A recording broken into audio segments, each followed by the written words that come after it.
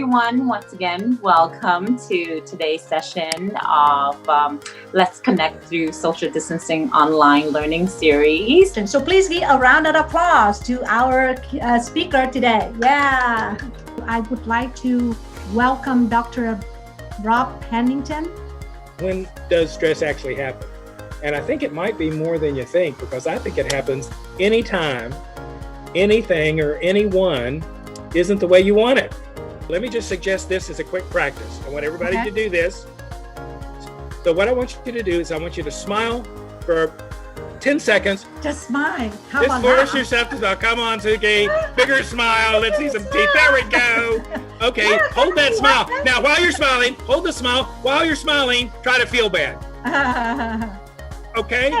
You can't do it.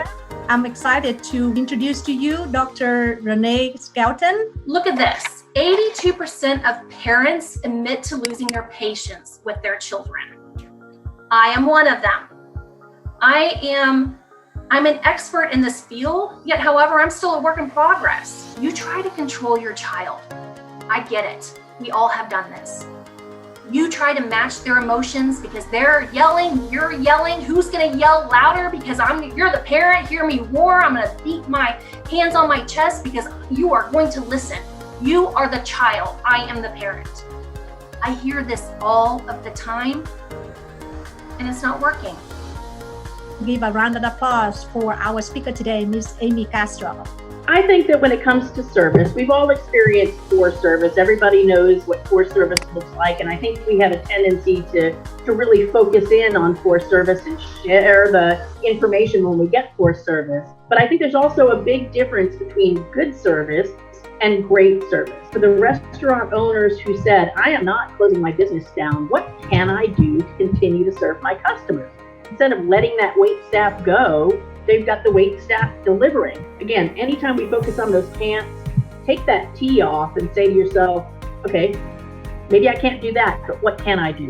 And that's what's going to keep you and your business moving forward in a productive way.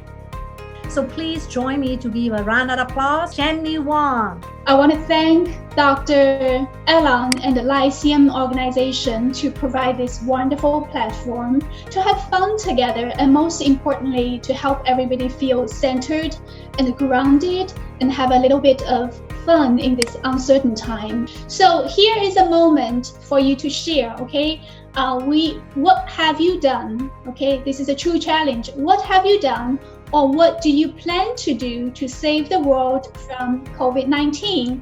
You have only 20 characters, okay? You're gonna type in your device, love, help, give, social distance, support others. I don't know, that's fine, right? Be honest. Be happy and healthy, I love that one. Avoid social contact, okay? Very nice, very nice. Awesome.